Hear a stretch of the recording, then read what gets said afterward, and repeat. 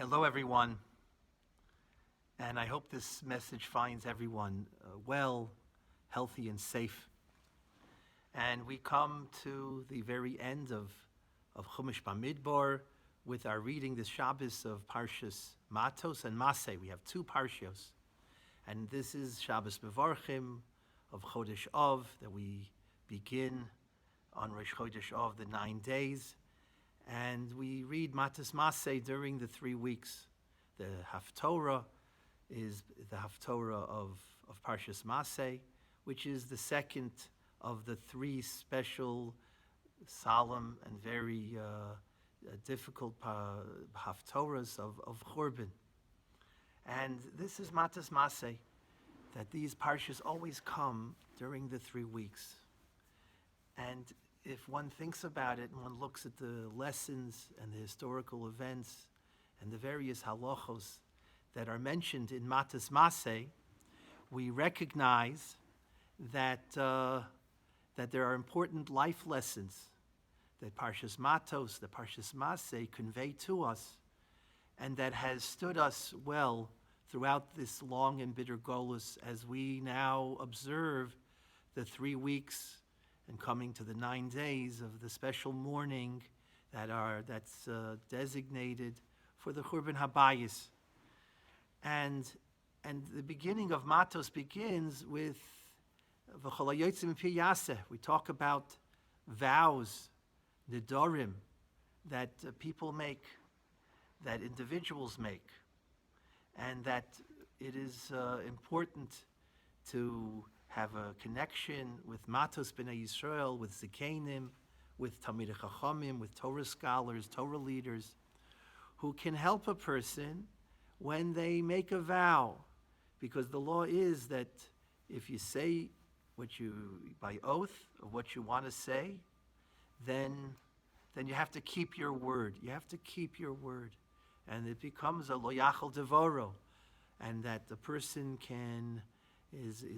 violates a negative prohibition if one makes a neder and he doesn't keep his word or her word.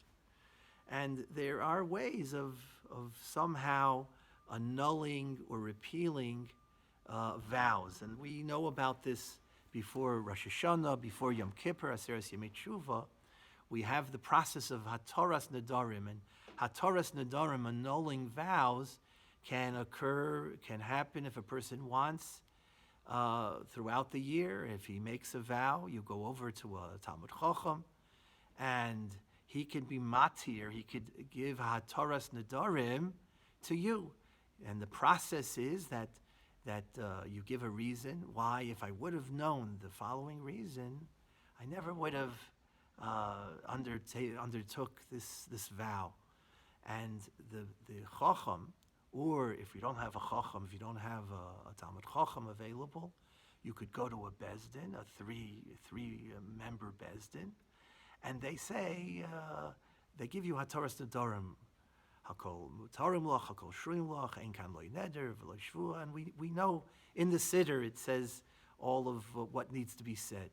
But this is called Hatoras Nedarim. If a person makes a vow, you could be matir, you could annul or repeal or make void, retract your neder. This is Hataras Nedarim.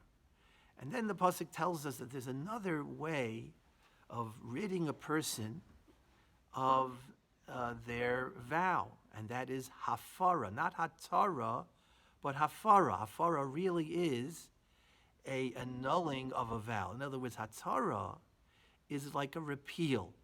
It's like that from retroactively from before you get rid of the vow.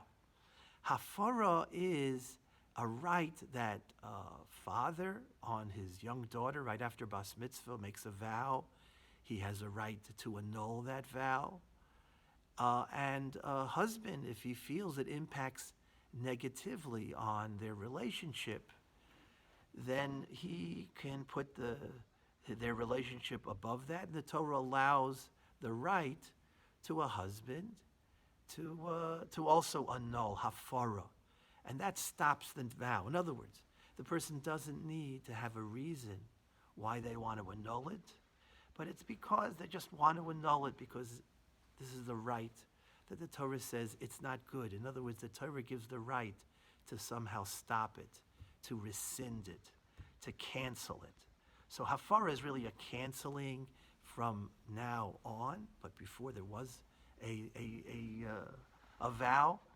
And hatzara, if you go to the Chacham or the Bezdin, they uprooted retroactively from before. They made it void, as if it never existed. And these are the two methods that the Torah, in the beginning of Parshas Matos, describes for us: hatzara and hafara. There are two processes in annulling a vow.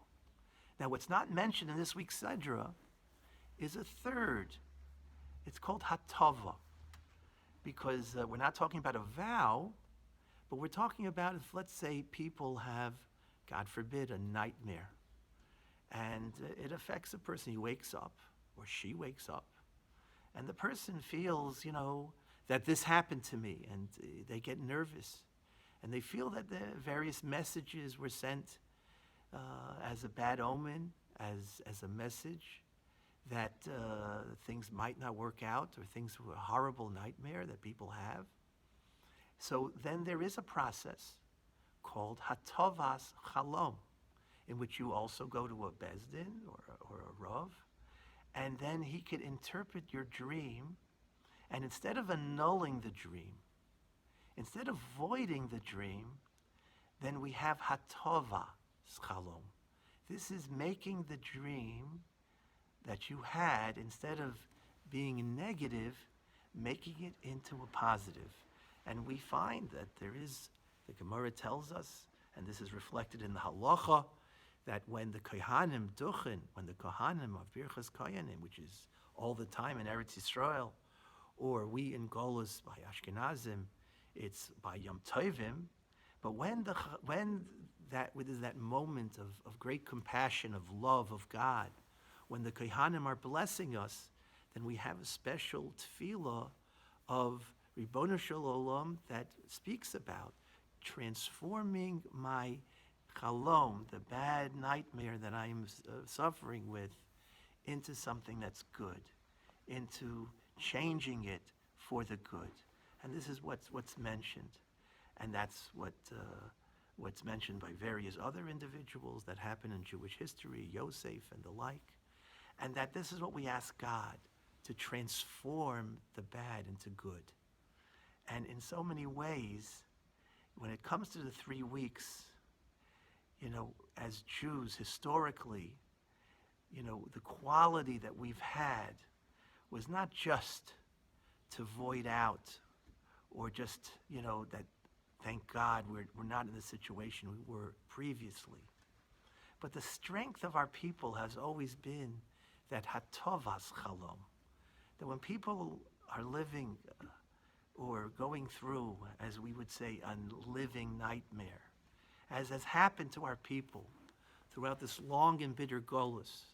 We have members in our shul who went through the Churban in Europe, and they are a living testimony to the horrors of what they lived through, of forced marches, of concentration camps, of cattle cars, of deprivation, and all of what went on. We have members who had to live through the communists in Eastern Europe and in Soviet Russia, and that young people are not aware of the trials and tribulations of still remaining devoted to being a Jew, proud to be a Jew. And even today, there are Jews they're suffering terrible anti-Semitism in Western Europe, European countries. They forget the lessons and the horrible realities of anti-Semitism that was in this country when they sent boatloads of Jews. They wouldn't allow them to come as a safe haven into this country, and they sent them back to the gas chambers. This is a reality of life. These are the nightmares that our people just most recently had to go through. We're talking about inquisitions and all of the terrible the afflictions of our people throughout this long and bitter golus, and yet the Jewish people somehow remain strong. and that there was this capacity to transform the klola, to transform the negative that was presented to our people into a positive, into something that was better, into a bracha. And this was the amun on this power that our people have always had. And this is really what Hashem Yisbarach, what He gives us during these 3 weeks, that we're supposed to reflect on all of the klola and all of the difficulties, and there's still terrible difficulties that we're living through now. And we have to remember that it's the hatovas chalom. It's the transformative, not just to get rid or to move forward, which is of course important, but to transform all the negative into a positive, to take the klola, the curse, and to make it into a bracha. And this is what is the hallmark of our people. This is the strength of our people. And these are these parshas that are given to us of Matos and Massei, because the Torah tells us about the 42 journeys of the Jewish people, and that first golus, and that first exile of our people, that they were forced not, that generation, they were barred from entering the land of Israel, and only the next generation was given that privilege. And the Torah describes it as Massei, as journeys. And even though the Torah says Vayachnu, they went from this, they camped in this place, and they Vayisu, and they went and they traveled, they journeyed to another place.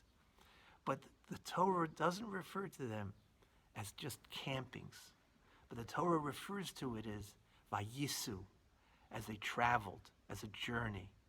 Because wherever you find yourself, it could be in a midbar, and it could be in a difficult situation, and yet you have to recognize that it's all a journey of life. And in fact, the Sifrei Kabbalah tell us, the Sfarim explain that the 42 Masais are not just relegated, and the Torah is not just telling us about what happened historically to our people, but our lessons, to teach us that in all of our journeys, the journeys of our people, in all of the journeys of each individual, there are like 42 masais, 42 different things that happen. You might not be able to recognize them at first, but there are different journeys, and sometimes the journeys are very hard and difficult. I mean, who would have believed that we'd be in a situation as today, that we would be forced to shut down our shuls and then minimize our participation, and even the distance that we have between friends, and that's for health reasons, and yet that's what God requires of us. And it's disheartening to recognize this new normal. And we found that there are states in the South who they thought it was all behind them, and then there was a resurgence of this terrible affliction. And our hearts go out and our prayers go out. And we hear in Israel, Rahman al-Itzlan, that God help us, but also we pray for them as we see that they are suffering also with a resurgence, and God forbid it should happen here. But the fact is, we as Jews recognize that wherever we go, that wherever situation God places us in, these are masa'is.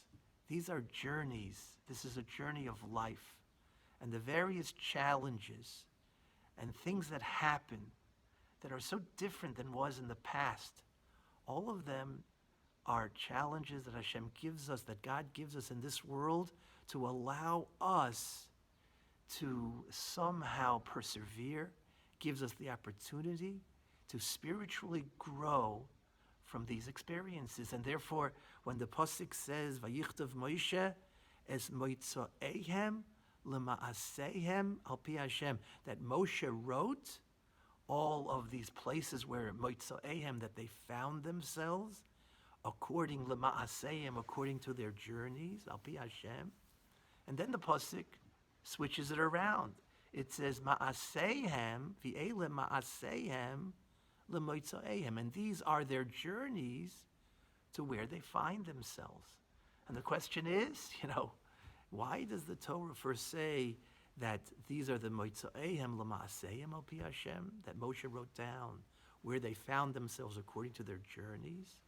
And then these are the journeys according to where they found themselves. And the Mefarshim try to explain this. If you look at the Chassam Sofer, you look at the Orach Chaim HaKadosh, you look at other Mefarshim, it seems to me that what they're telling us is the following. You see, when a person goes from one place to another, so he leaves point A and he gets to point B, and the purpose of it is to find yourself, it's where you're going to find yourself. You leave point A and you end up in point B. So the goal is to end up in point B. But it's not just to end up in a place, but the whole process of getting there. The journey itself is not just something that happens and that you just end up in a place. And the Torah is telling us where the Jewish people ended up. But the Torah is telling us that everything was done is l'moitzoehem. It looked as if they found themselves in that place, l'maaseim, because that's where they came from or they traveled to. But it is moitzoehem l'maaseim. In other words, that it is the journey itself that allowed the Jews to reach levels of spirituality, and that the journey itself is really the destination, is the goal. The journey, that the challenges, the journey, we might not understand why Hashem puts us through these things, why God puts us through these things, but they are challenges to our emunah. This is the story of this long golus, that all of the generations, in every generation, they had their own unique challenges. And somehow they persevered. Somehow they rose to the occasion. God tested their mettle, and they became stronger and stronger in their emunah. So that it is moitzoehem, where they find themselves, because lemaasehem, because of the journey, because of the challenges, because of all of that. So that, who would have believed that there would be 6 feet distance required to safeguard me and safeguard you? And yet, even through that, it's l'moitzoehem, that emuna, our bitochon, that God gave us this challenge in order for us to recognize and to find that extra emuna within each and every one of us, to make not just looking to hafara or hatara, that all of this nightmare should go away. That's something we hope for. But what we want is hatava. We want that the nightmare should be transformed into a bracha, that all the negative and all of the discouraging parts of it should be, hopefully, in the future that will be positive, will be transformed in a bracha. I can't tell you why, but Hashem knows why. And sometimes we see 20/20 hindsight. Maybe in a few years from now, we'll recognize all of the benefits and all of the good and all of what raised us up as a community and as a community of human beings in our culture, in our world, and all the various lessons that we learn from here. And that it will be not just to put up with it, but it will be lemoitzoehem, lemaasehem. And it's because of all of these difficulties that we were elevated and that we became even more blessed in the future. And this is really the story of Ma'aseihem, of this journey that we all take. And that's why our sages tell us that if one recognizes that, when one recognizes that these 3 weeks, that these, beginning with the 9 days, this coming week with Rosh Chodesh Av, that if a person takes these opportunities to learn and to grow and to strengthen themselves in and to respond to the challenges with positive, with good, with extra emunah, with more tefillah, with more chesed, then all of that will be really l'toiva, and that God is giving you the opportunity to recreate and to transform, to make a hatovas chalom, to transform this nightmare that we live in presently into something that will be the dream and the beauty and the light of a future. Kol hamisavel al Yerushalayim, our sages tell us that anyone who chooses to take the time and just think and to contemplate what we lost, what the world lost, the goodness and the light and the justice that's due all of mankind, that if we would just for a moment just shed a tear and recognize that this isn't the world that God wants, then our sages promise us that if you're that type of person that looks and recognizes that it's not the negative, but to transform the negative into a positive, then it's Zoiche v'roye b'simchasai, that you will merit and you will see in that joy of the future. It doesn't say yiske v'yireh, that this will happen in the future, but that if a person goes through that process now, then Zoiche v'roye, you live the bracha now. And this is our hope. V'alfachti evlon l'sason, that all of this great evil and all of this nightmare that the world is now seeing and experiencing will be the hatovas chalom, will be transformed into only bracha and Yeshua and refuah of healing and salvation and goodness for the future as we await the better world of the coming of the Geula. B'mheira b'yameinu, amen. Wish everyone all of Hashem's brachos, Yeshuos and Nechamos, and we look forward to sharing other words of Torah and also, Im Yirtz Hashem, seeing you back in Shul. Good Shabbos, everyone.